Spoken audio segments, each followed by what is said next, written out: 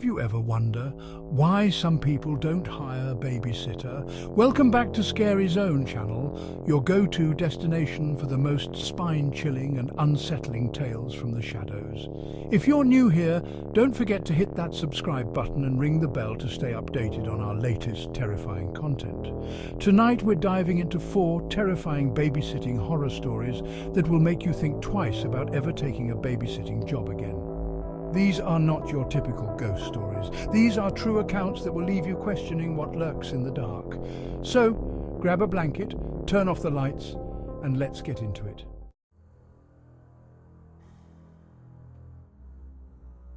Story 1. The Shadow in the Hallway. Our first story comes from Sarah, a college student who decided to babysit for some extra cash. Little did she know, this job would turn into a nightmare she would never forget.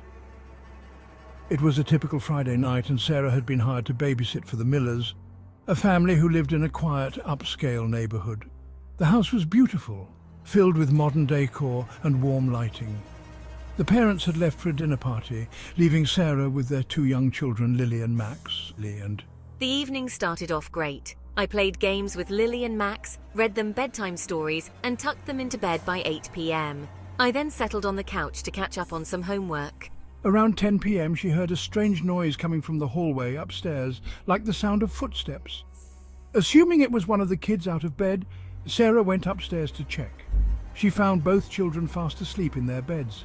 Confused, she shrugged it off and went back downstairs. But the noises continued. Faint footsteps, whispering, and the occasional creak of floorboards. My unease grew, but I tried to brush it off. That is, until I saw something that made my blood run cold. As I glanced up the staircase from the living room, I saw a shadowy figure standing at the top, just beyond the reach of the dim hallway light. It was tall, its features indistinguishable, but its presence was undeniably menacing. Paralyzed with fear, Sarah watched as the shadow slowly descended the stairs. She grabbed her phone and dialed 911, whispering her situation to the operator. The shadow stopped halfway down the stairs, seeming to watch her. Moments later, the front door burst open as the police arrived, but the shadow had vanished.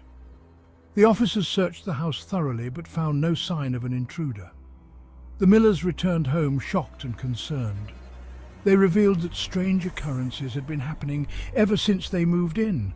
Objects moving on their own, lights flickering, and now the shadow.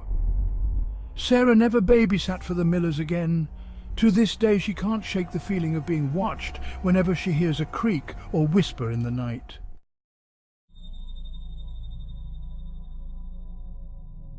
Story 2. The Doll in the Attic.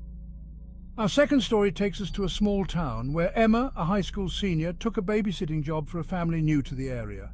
What she discovered in their attic still haunts her to this day. Emma was excited to babysit for the Johnsons. They had just moved into an old Victorian house that had been vacant for years. The parents were out for the night, leaving Emma with their 4-year-old daughter, Emily. The night was uneventful until Emily began insisting on showing me her friend in the attic. Thinking it was just an imaginary friend, I agreed to humor her. We climbed the creaky stairs to the attic, a place filled with dusty old furniture and forgotten relics. In the corner of the attic, Emily pointed to an old tattered doll sitting in a rocking chair. The doll was antique, with porcelain skin, glassy blue eyes, and a faded dress. It looked like it hadn't been touched in decades. Emily introduced the doll as Lila and began talking to it as if it were alive. I felt a chill run down my spine, but tried to brush it off as just a creepy old doll. However, as we turned to leave the attic, the rocking chair began to move on its own, slowly rocking back and forth. I froze, unable to believe what I was seeing. Over the next few hours, strange things began happening. Emma heard whispers coming from the attic, the temperature in the house dropped, and Emily's behavior became increasingly strange. She would talk to the doll, saying things like, "Lila wants to play and Lila doesn't like you." Terrified, I called the Johnsons, who rushed home immediately. When they arrived, they found me and Emily in the attic, the doll sitting in the rocking chair, and I was on the verge of tears. Emily simply smiled and said, Lila was just playing. The Johnsons later discovered that the previous owner of the house had a daughter named Lila, who had died tragically.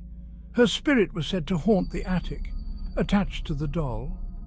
They moved out shortly after, unable to bear the haunting presence. Emma never took another babysitting job. The memory of that night and the doll's cold, glassy eyes still haunts her.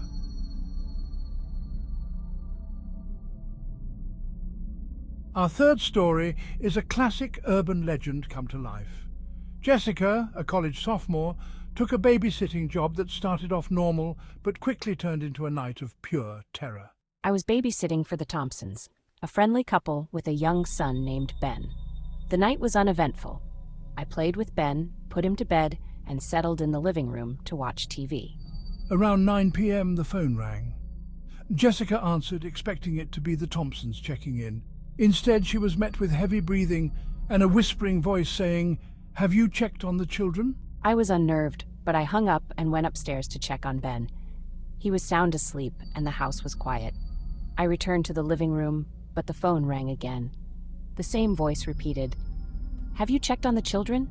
Panicking, Jessica called the police, who assured her they would trace the call and send an officer to check on her. Minutes felt like hours as she waited. The phone rang once more, and this time the voice said, "I'm closer than you think." Just as I was about to call the police again, the officer arrived. He searched the house but found no sign of an intruder. Then the phone rang again. The officer answered, his face turning pale. He told me to grab Ben and get out of the house immediately. The calls were coming from inside the house, from the upstairs line.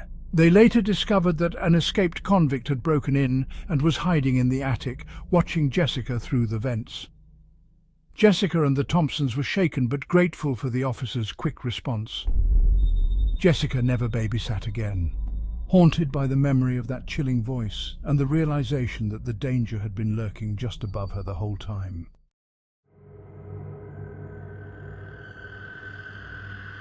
Our final story is perhaps the most disturbing of all. It involves a young girl named Lisa, who babysat for a family with a disturbing secret hidden in their closet. I was a high school junior looking to make some extra money. I was hired by the Parkers, a seemingly normal family with 2 children, Timmy and Alice. The parents were going out for the night, leaving me in charge.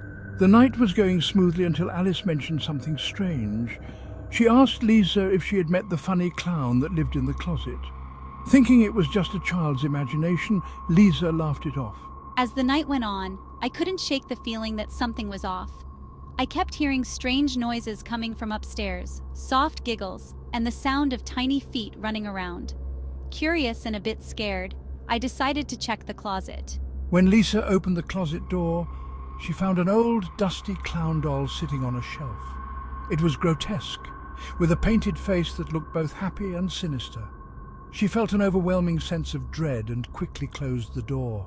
Later that night, as I was tucking the children into bed, Timmy asked if the clown could come out and play. Terrified, I told him there was no clown, but Timmy insisted, saying the clown had been talking to him. Lisa called the Parkers, who rushed home. They explained that the clown doll had belonged to their late son, who had died tragically years ago. Ever since, strange things had been happening around the house, especially involving the closet. They believed the spirit of their son was attached to the doll, seeking playmates. I left that night and never returned. The Parkers eventually moved, but the legend of the clown in the closet still haunts that house to this day.